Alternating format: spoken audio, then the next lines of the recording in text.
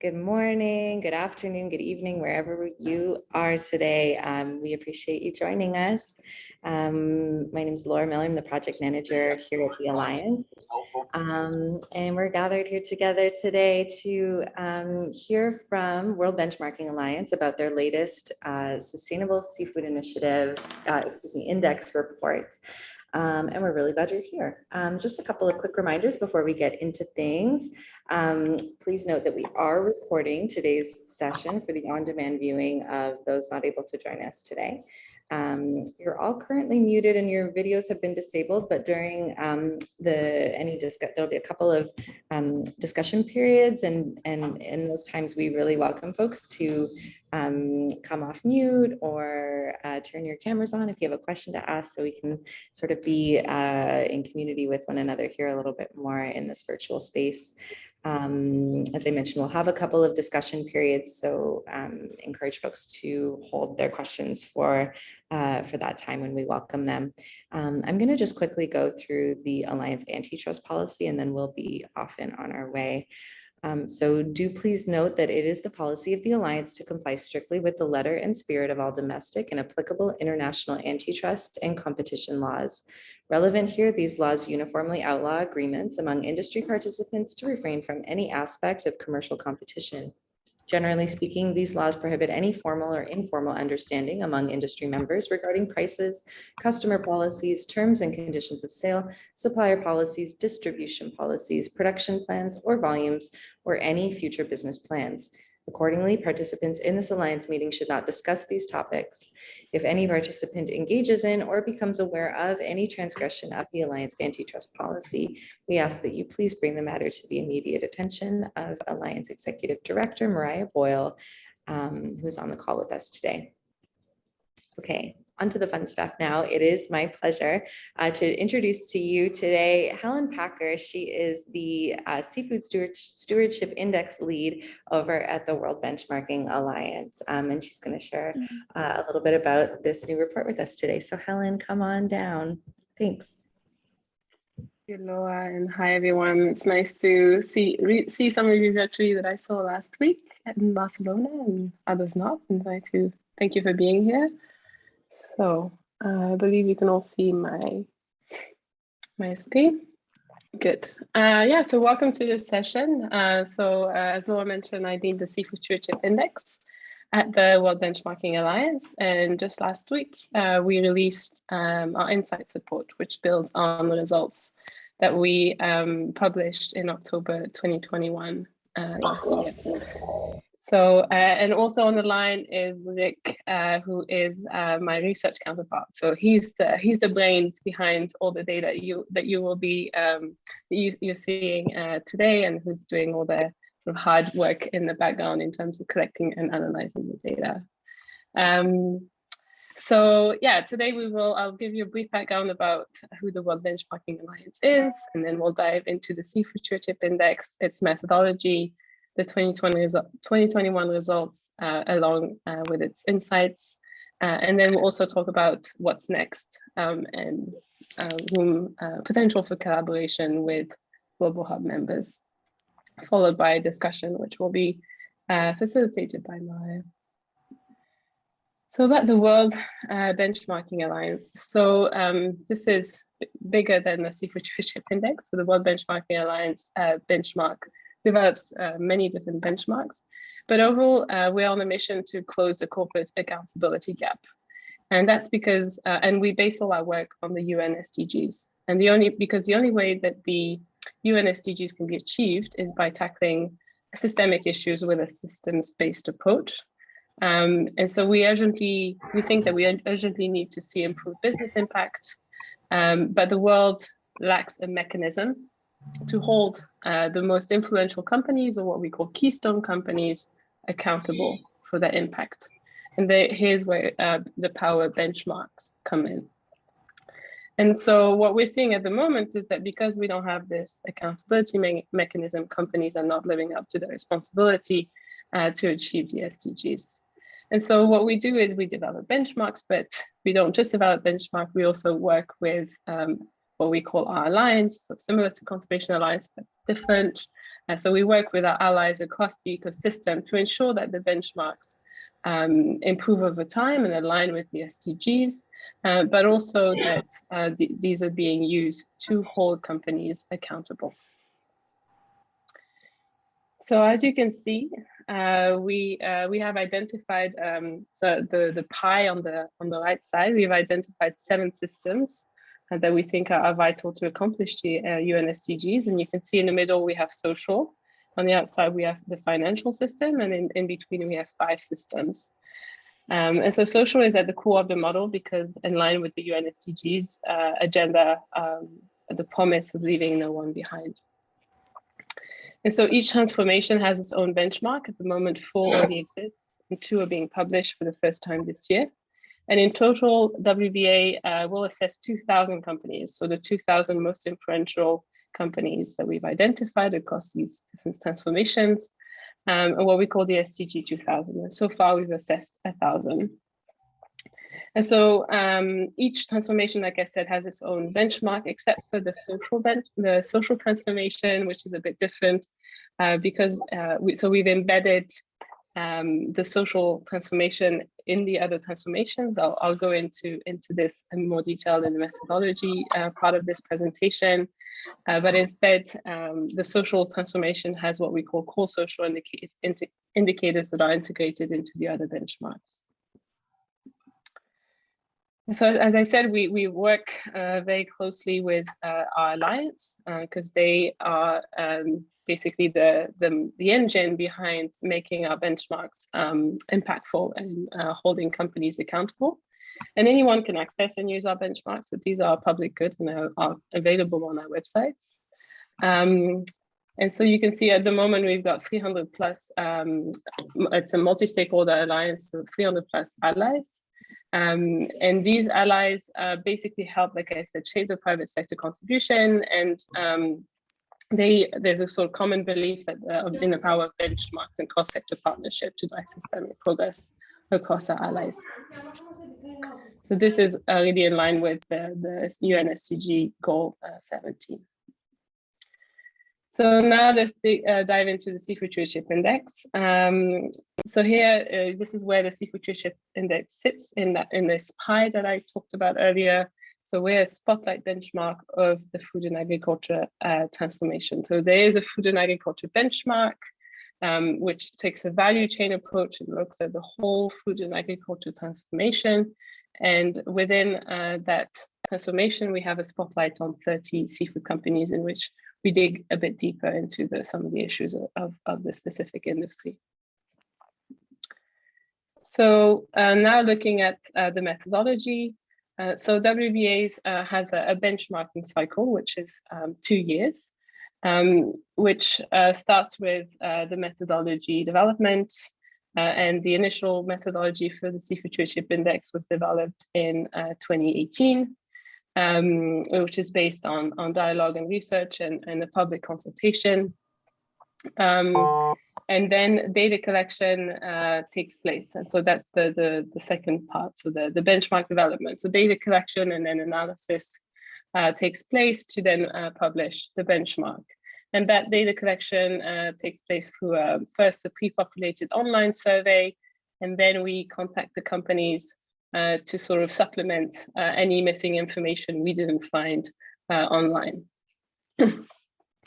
And then the company's assessments are translated into individual scorecards, which presents leading practices as well as risk and opportunities. So sort of recommendations for companies of where they can do better. And then all companies in scope are benchmarked. So there's no sort of opt-out option. So the companies don't choose to be benchmarked. We choose the companies that will be benchmarked. And all this work is overseen by an expert review committee that you can see here. So here's a sort of a logo plate of the 30 keystone companies that we assessed. So those were chosen based on 5 criteria, which are used across WBA benchmarks. So those are size, position in the value chain, whether it has international subsidiaries, whether it is involved in governance processes, and if it's and its footprint in developing countries. So by definition, these keystone companies, like keystone species in an ecosystem, they have the theory is that they have a disproportionate influence on the structure and the functioning of the system. So this is an overview of the topics assessed by the Seafood Stewardship Index. So there's 48 indicators divided into 4 measurement areas. So governance and strategy, ecosystems, traceability, and social responsibility.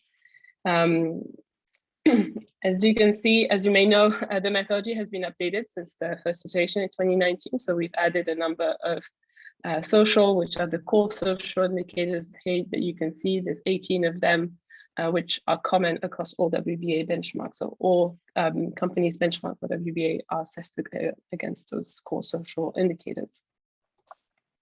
And it's quite a heavy representation for social. It represents 40% of the overall score.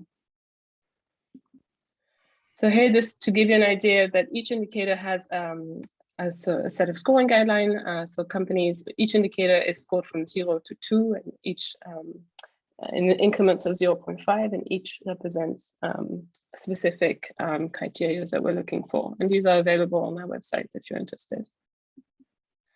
Here's to give it an overview of the timeline that we're on. So the first publication of the Seafood Stewardship Index was in October 2019, the second one in 2021, and then the third one will be in 2023. And we just published the insights report, and we will be going through a light methodology revision, as well as an impact assessment, so to understand the impact of the index on the companies that we assess. So let's dive into the insights. So I'll start with the rankings and the scores.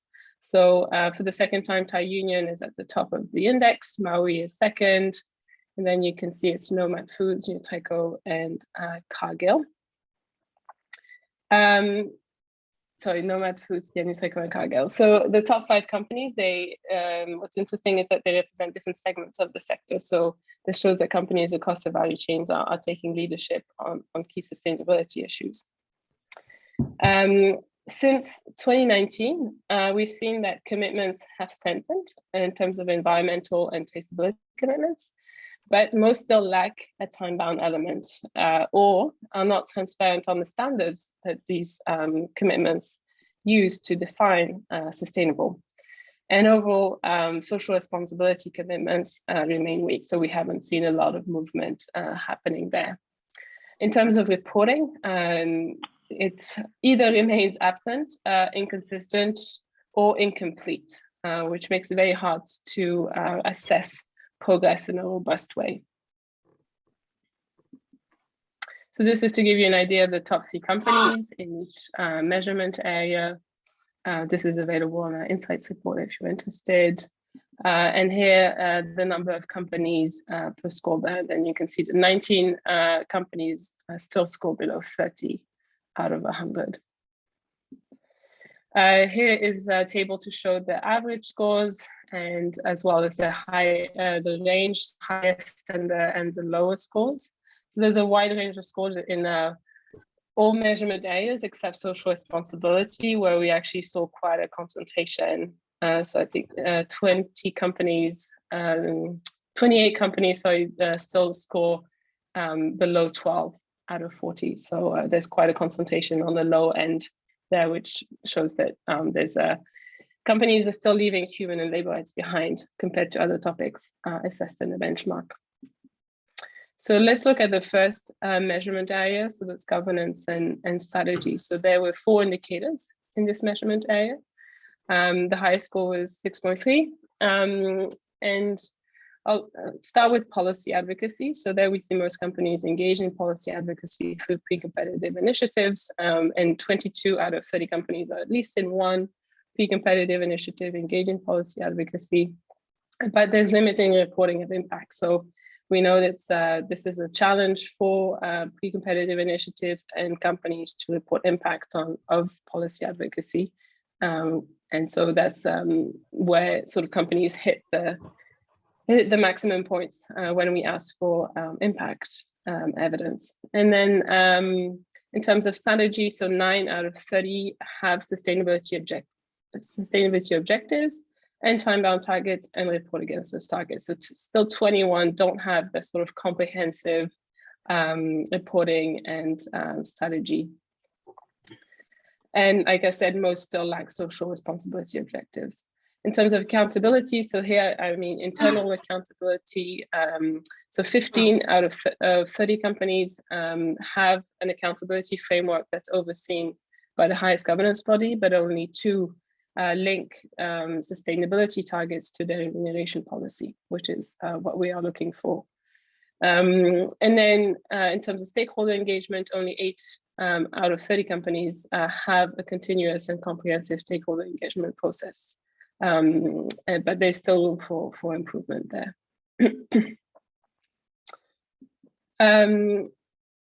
So here we considered 10 global peak competitive initiatives, including CBARS, the Global Sustainable Seafood Initiative, ISSF. And so on this graph, you can see, so we looked at the relationship between the number of peak competitive initiatives the companies are part of and how well they scored on our benchmark. And so you can see, so each dot represents a company. And so you can see that there is a limited correlation between a company's overall score and the number of pre-competitive initiatives in which it participates. So for instance, Nomad Foods is a member of only 1 initiative and scored very high. So they are 3rd on the benchmark. But then other companies, so Nisui and Dongwon, they participate in several pre-competitive initiatives but scored below 20%. So this suggests that even though pre-competitive platforms, I think, are really important to drive systemic change in this industry and knowledge sharing and joint action, these may often still be lacking. And I think that's in line with what the CA report found last year, may be still lacking a mechanism to hold members accountable for the commitments made through the platform. So alternatively, it could also be that the commitments set through the platforms are not ambitious enough to put companies on a path that supports the SDG agenda.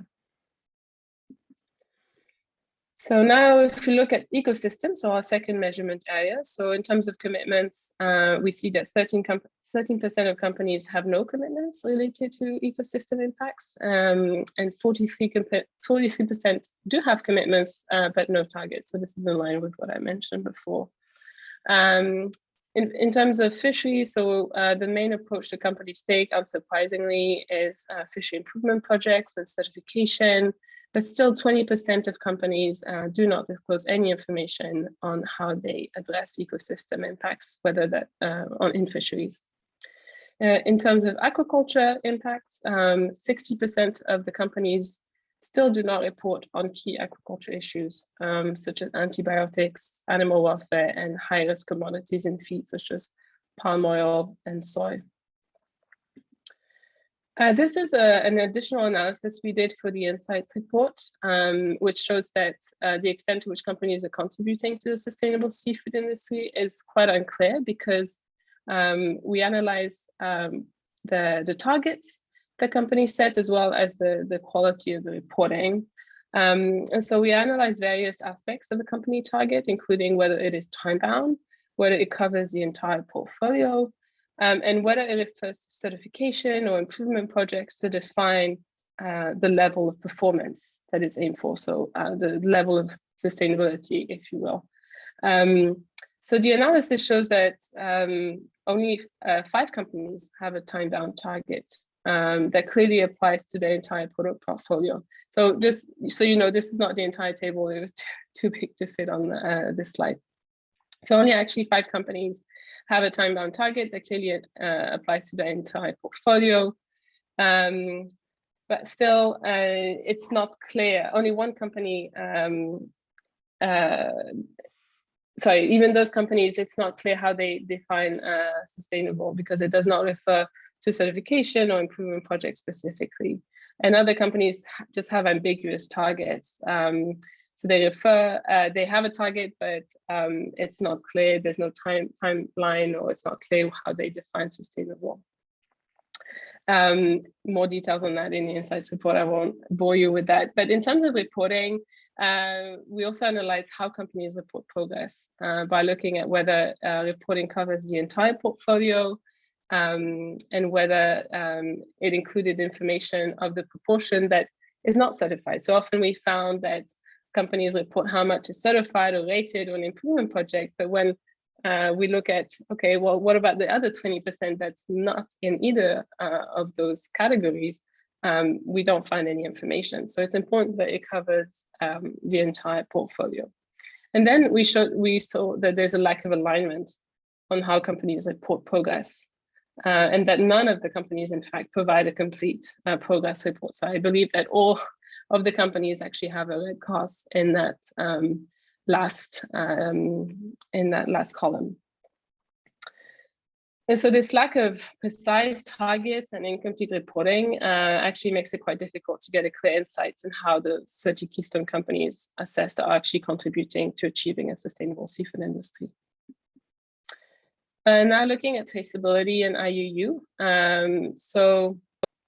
In terms of traceability commitments, so half of the companies have a commitment, either via commitment to certification with the chain of custody piece that goes with it, or adoption or endorsement of the GDSD standard. Then in terms of performance, we found that 40% of companies actually, sorry, some text missing, actually provided a description of their traceability system, but only 30% actually provided a level of detail to explain how data is collected, verified, and shared along the supply chain. So there's still some work to do in terms of disclosing what traceability systems companies have in place so that we can assess progress. In terms of IUU risk assessment, only a third of the companies have a comprehensive approach to assess and address IUU risks. And finally, in terms of sourcing transparency, a bit less than half of the companies still do not disclose any information about their sourcing. So leading practices in this area, including disclosing through the Ocean Disclosure Project, for example. So now looking at social responsibility. So I'll first look at the core social indicators. And there's a lot of findings and a lot of indicators, but I'll just highlight a few points. So in terms of commitment, only half of the companies disclose a commitment to protect human rights that applies to both their own operations and their supply chains. And then this commitment is, as you can see, very rarely followed by a process. So only one company, Thai Union, has the first 3 steps only of human rights due diligence. So in the core social indicators, we only looked at the first 3 steps of human rights due diligence, which are to identify, assess, and integrate and act on those findings. So that's kind of worrying, and we found that compared to the 1,000 companies we've assessed against this core social indicators, the seafood industry is behind. And then in terms of grievance mechanisms, almost half the companies demonstrate grievance mechanisms for workers. So there are more companies that have grievance mechanisms than an actual than a human rights due diligence process. And now looking at the seafood specific indicators. So quickly, so on child labor, half the companies have a commitment, but none of the companies have a process to monitor and verify compliance with that commitment or remediation mechanisms. Similarly, that number is 10% for forced labor that have commitments, but again, none have monitoring and verification mechanisms in place. Now, when it comes to small scale producers, so there we looked at productivity and how companies support the productivity and resilience of small scale producers. And still 2/3 of the companies do not have a public commitment or evidence to support small scale producers in their supply chains.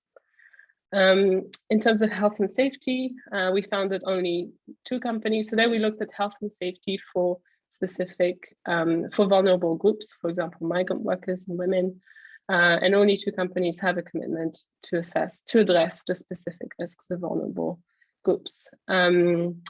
And when it comes to onboard working and living conditions, we found that 8 companies have a policy, but only 2, again, complement this with a monitoring process. So what's next? What do we do with all this information?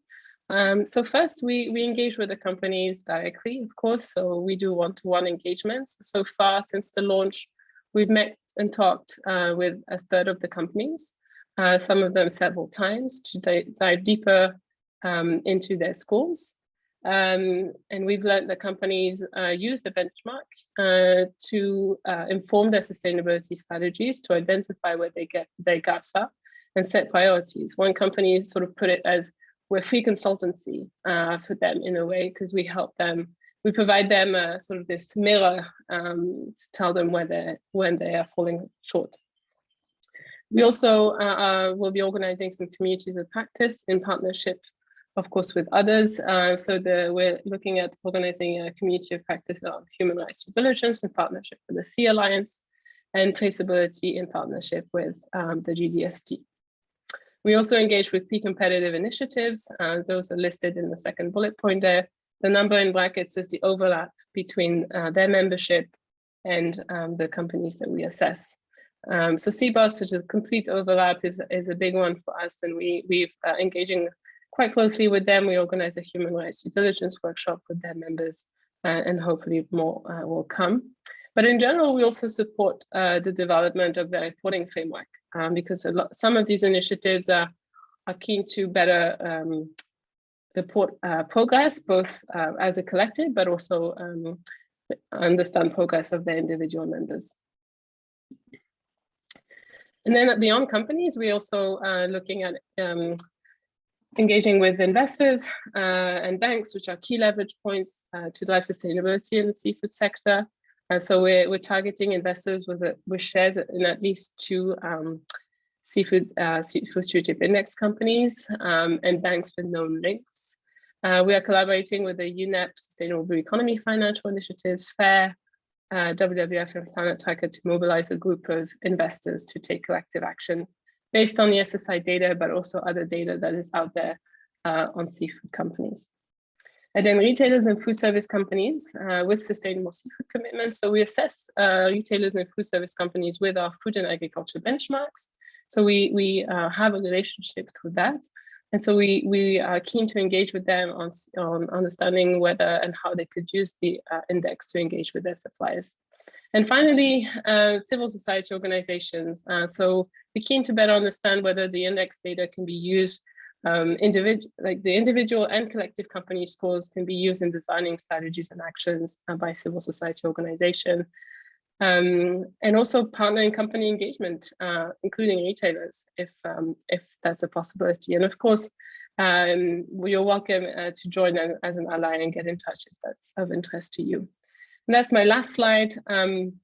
So this is our timeline for 2022. So we just published our insights report, and we will kick off our light methodology review process, and we will launch the human rights due diligence community of practice, followed in the summer with the traceability community of practice. And we will publish the updated methodology at the end of the year, and hopefully launch a seafood investor action group by the end of the year, or maybe beginning of next year. So thank you so much for your attention. I think it's just 26 minutes. I think I'm hitting the mark okay. And I'm happy to answer any questions. Here's my contact details as well as Vic's. So please get in touch if any of this is, if you have any like to discuss further. Thank you. Fantastic. Yeah, perfectly on time, Helen. Thank you for that excellent overview of the report. Lots of really good stuff in there. We'll take just a few minutes now. If anyone on the line has any clarifying questions for Helen about the report, we're going to move into a discussion in a few minutes here. But first, just want to provide an opportunity for clarifying questions. So you can either just pull yourself off mute and ask your question, or you can feel free to use that chat box at the bottom of your screen as well.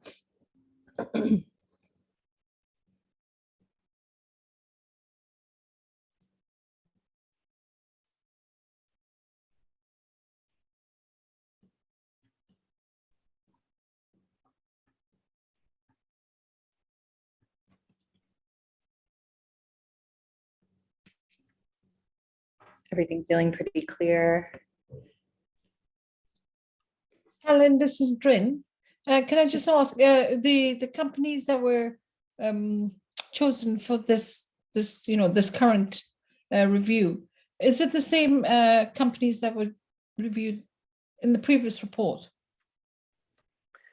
There was a slight change because there was some mergers and acquisitions. So, for example, Bolton bought Time. So we didn't have Bolton in the previous one, but we had Time, and we also FCF bought Bumblebee. So there we had assessed Bumblebee and FCF separately, but now we only assessed FCF. And so because of those mergers and acquisition, to keep the number to 30, we added one more Japanese company that wasn't in the first benchmark. So some slight changes.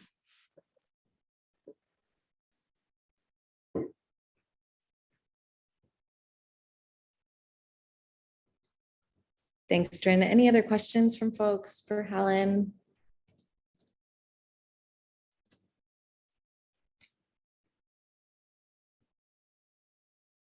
Okay, well, maybe we'll leave it there then. As we know, no questions means, Helen, you gave a flawless presentation. You covered everything. Everyone gets it, so that's good.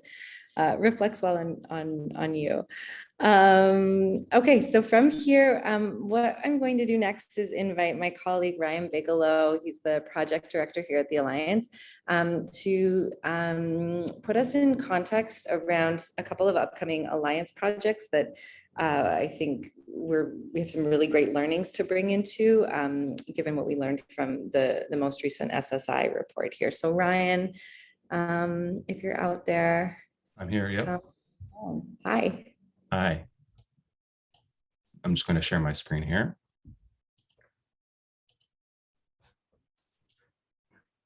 Can everyone see that? Excellent. Well, everyone, as Laura said, my name is Ryan Bigelow. I'm the project director here at the Alliance. And before we get into the discussion about the results of the report, we wanted to remind everyone about some of the projects, in Alliance projects that might be informed by the information we just heard. On this slide, you can see the 3 strategies that our projects nest within for the next 2 years. The first strategy is to set the guidelines for seafood production. Guidance for seafood production, rather. Under that strategy, we are updating the fishery improvement project guidelines, a project that I'm leading right now and many of you are already part of.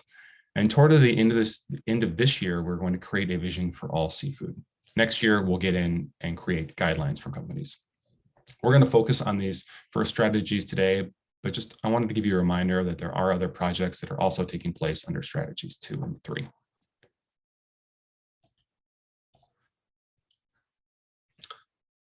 As I said, today we're going to talk about the vision and the guidelines for companies. Now, most of you know the document you see there on the left, the existing common vision document. That's going to become 2 documents that we're going to discuss. Until we've completed all that work, though, in 2023, the naming conventions are a little bit confusing. And we'll talk about that a little bit more throughout, but I want to apologize in advance. I just hope you stick with us until we complete that work.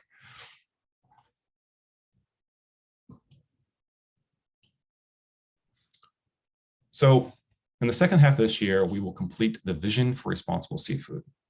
It will identify the North Star for environmental and social responsibility in seafood and the roles different stakeholders in the movement, including companies, NGOs, and governments, et cetera, can play. The need for this became clear in conversations in which we recognized that different approaches to responsible seafood are at different places in their evolution and development. For example, people involved in our current FIP conversation noted that they are working towards meeting the fishery progress social policy, but those expectations are not the same for other stakeholders in social responsibility. Those involved with the FIPS work noted that it would be helpful to articulate the North Star and ensure all stakeholders in FIPS and without are working towards that same goal. So this vision document will apply to all seafood and be inclusive of improvement projects. A successful outcome here of creating this vision will be that companies, NGOs, and others are working towards that same goal around environmental and social improvements. We really hope this will be a true shared vision because it's going to be authored by many stakeholder types invited to a working group, much like how we're doing our FIP work now. And the Global Hub will have the opportunity to review and provide input, again, just as they do now with the FIP work.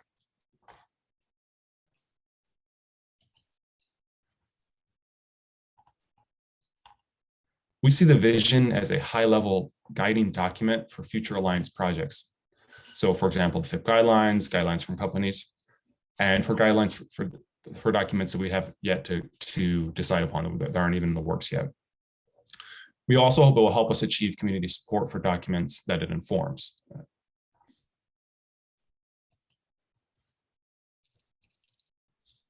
Then in 2023, we're going to start working on the guidelines for companies. As I said, this is a reimagining the current common vision. We're renaming it as it will be much more a guidance document in line with the FIP guidelines document. The guidelines will align NGO and industry efforts on commitments, responsible seafood programs and goals, and disclosure, increasing the information available and streamlining asks. This will help to ensure that we're not backsliding on the 35% or 36% of environmental progress we've made, and will incentivize companies to commit to seafood that meets the Alliance 2030 goals, increasing that percentage over time.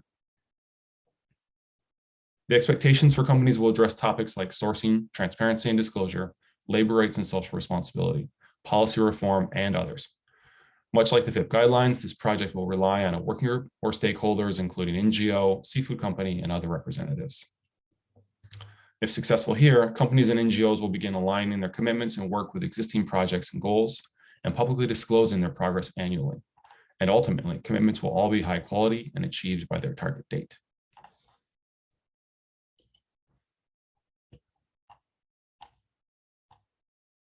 In both cases, Global Hub members will be encouraged to add their logo to the documents, showing their support and committing them to annual disclosure of their work.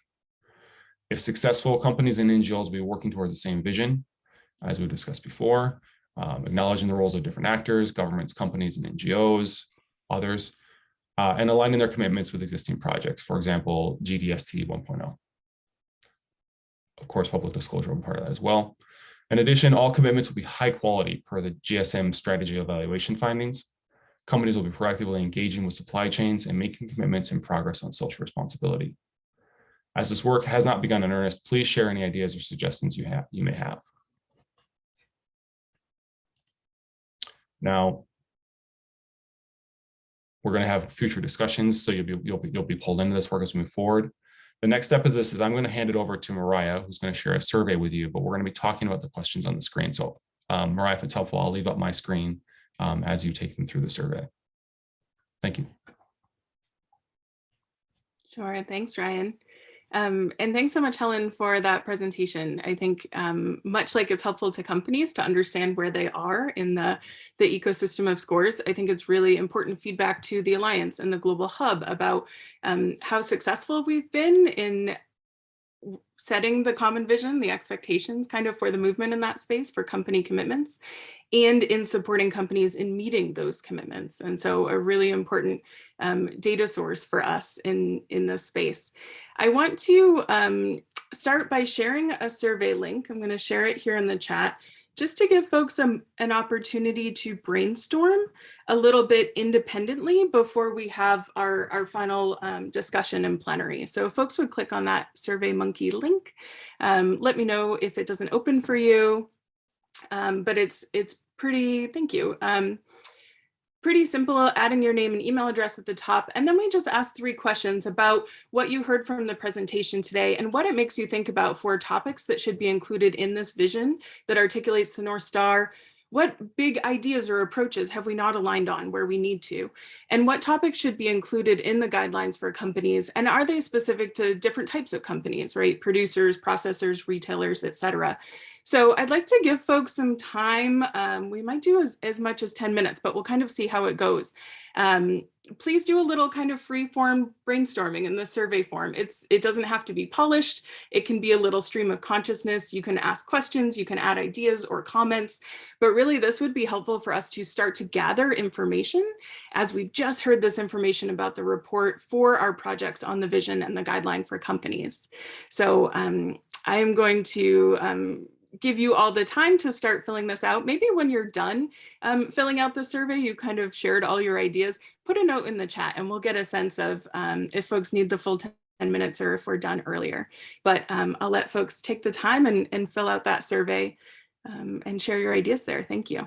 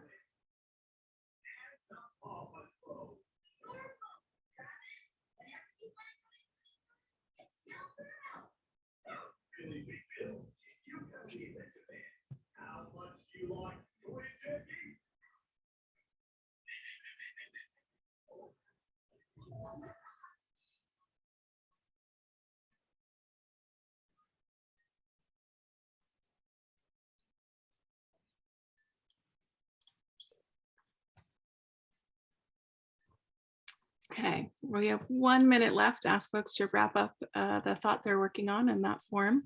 You don't have to submit.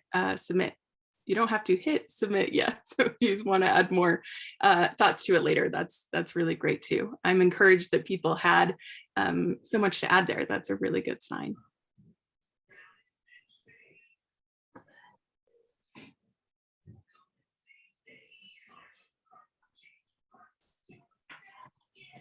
And if everyone could double check that they're on mute, if they're not planning to speak in plenary right now, that would be great. We can just hear a little background noise.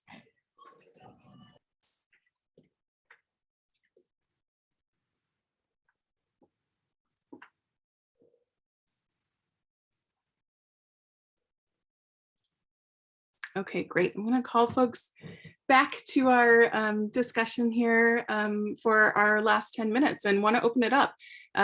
What thoughts did folks have after hearing the findings of the report and thinking about them a bit in context of the vision or the guidelines for companies that the Alliance will be working on? I could start by sharing one reflection that I think in some areas we still have a ways to go. Realizing, Helen, when you shared, only 5 companies had a time-bound target and that there's a lot of work needed in that area. That's something I think that's in the current common vision that obviously needs continued focus and reinforcement. I feel like in some areas, perhaps they've evolved quite a bit, but since the last time the common vision was updated, for example, the area of traceability, right? There's been so much around that. The GDST was created, there's been a lot of movement there. So my observation was that maybe different components of company commitments and implementation may be in different stages in terms of the last time the common vision was authored, using that information we just heard from the report to kind of gauge where folks are. So yeah, open it up to others or Helen as well, if you have questions for the group or reflections you want to share. Folks can just come off mute and hop into the conversation. I'll throw one out if that's all right, Mariah. Anton here from Think Aqua, but I think it was quite surprising to just see how little public reporting at all there is as well on the progress against these commitments.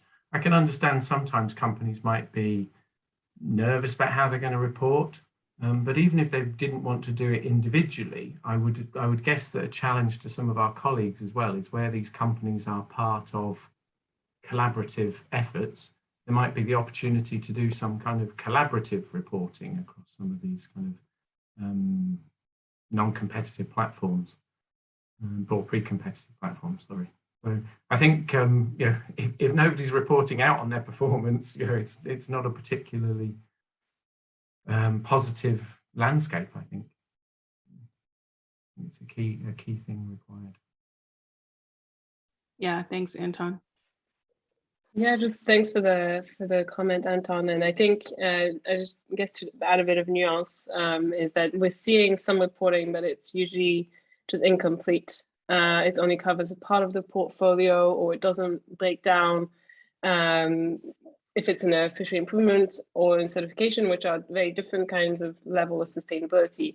So I think there is some reporting, but it's not the quality that is enough to actually assess progress in a meaningful way on the ecosystem side. And on the social side, then it's very, very poor. There we can agree that it's almost absent. Yeah. Thanks, Helen. Michelle, you've got your hand up. Yeah, thanks guys. Sorry, I'm a little bit sick, so I'm keeping my camera off. But yeah, thank you guys for this presentation. I just wanted to kind of build on the idea about the lack of reporting and then kind of just test. I know that, and I apologize, I don't know if you guys can hear kids in the background. But just wanted to test the idea that while I know you guys noted that there has been some progress made in traceability, and I agree the movement around GDST has been a huge one, but I feel like, to me, the question then pops up is that if people are not reporting, is that because they themselves internally have not found a way to collect that data or have strong traceability in a way where they can then verify and report out themselves? And that's been my impression. And therefore, because they can't do that, there's a huge fear and associated risk with reporting out on anything that is not backed up by data, especially for companies of that size. So I just feel that there's a little bit of a, my thoughts are that it's tied a little bit to traceability, and not to say that there aren't tools available. I just don't think many of these companies have an integrated approach to collect the information that's needed. And I think that's why we're all looking to GDST to help with that. But I still see that as a huge problem. And so just didn't want that to kind of be, I don't want to say downplayed, but to your point, I think Mariah, you just flagged, the need for time-bound targets, still 101. I still think we need to consistently reiterate the importance of a good traceability system for these companies. Yeah, thanks, Michelle. I think you're spot on. Having talked to companies, I think we often hear that from them, that they are sort of sorting out their internal data collection or improving their internal data collection systems, part of which is traceability. So I think it's definitely, we can't assess what we don't know, and they can't tell us what they don't know. So it's definitely a big sort of, how to say, cost-cutting issue, that if they can't taste their fish, they can't report on anything else in a comprehensive way. So I agree, it's sort of the backbone of reporting is traceability. Yeah. Yeah, great. Thanks both. Richard? Yeah, hi. So, I've been working on a funder project, which has had me speaking to some of the companies on this list and some companies that aren't. And what's interesting is in interview, what I hear is that they seem to be farther down the path than what the index might show. And some of the things are things that might not change in short order. One thing, for example, is I've heard companies talk about how they have what they consider to be bulletproof traceability programs, but they have them internally and they have them for the benefit of their customers, and they have no intention of making that public to the consumer and or to this group here. It meets the requirements, but it's not something that they consider to be for that broader audience. Similarly, when we talk about the Ocean Disclosure Project and we talk about what even a year or two ago people might have called radical transparency, I think there are a lot of companies that, while they have the ability to trace it and they're comfortable with their sources, their thinking hasn't necessarily caught up to the idea of being that transparent to the greater community, which may or may not reflect upon how responsible they are in their sourcing or their sourcing practices. It certainly would give them a significant reduction in score on the index. Yeah, absolutely. I think we try to make it as easy as possible for companies to share information that we can use to assess them. But if they choose not to, or for some reasons they can't share that information, then it's something that we cannot assess. And indeed, if we don't have information, it's the zero, even though there might be something in place. So that's where we we try to make it as easy as possible for companies to share their information via the survey, and also via we have calls where we answer questions and provide opportunities for companies to share that information. But yeah, I agree, Richard. It's not a perfect reflection of the true performance because there is this limitation. Yeah. But I still think it provides a general idea of how companies are performing.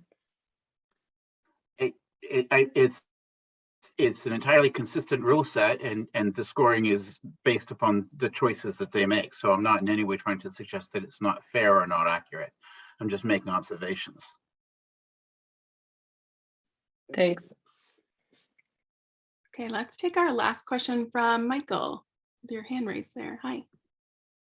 Hi, thanks. Yeah, I was fascinated by the report on the lack of transparency and reporting, and I guess from some other work I've been doing, it just makes me reflect on,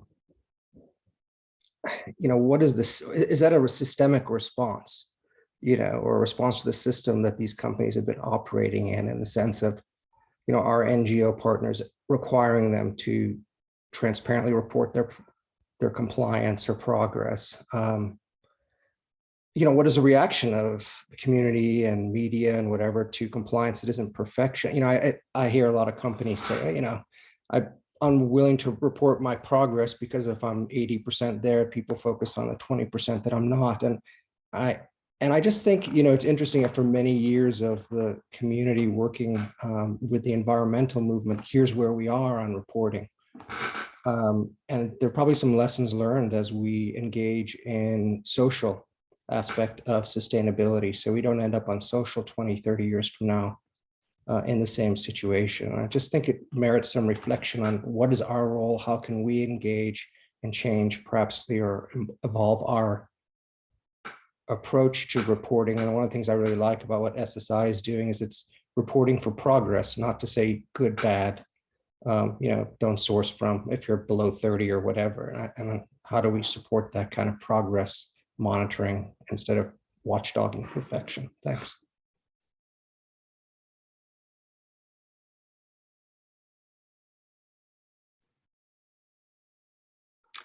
Super. Helen, any final requests for this group as we've kind of had this conversation about how they use the report going forward, how they interact with the World Benchmarking Alliance? You shared a little bit of that at the end of your presentation, but I want to give you a moment to share any asks for the group before I go ahead and close us out. Thanks, Mariah. I think already some really interesting questions that I would love to discuss and further. So please get in touch if you haven't had a chance to ask your question or would like to discuss any of those findings. Really would be really happy to talk about this and maybe find some potential for working together. So yeah, that's it. Thank you for the opportunity to speak today. Super. Thanks so much, Helen, for the presentation. To everyone, feel free to take a few extra minutes and complete that survey, but please remember to hit submit when you're done. That will be really helpful information as we think about these findings in context of future projects. With that, I'd like to thank you for your time and hope everyone has a great day. Thanks all.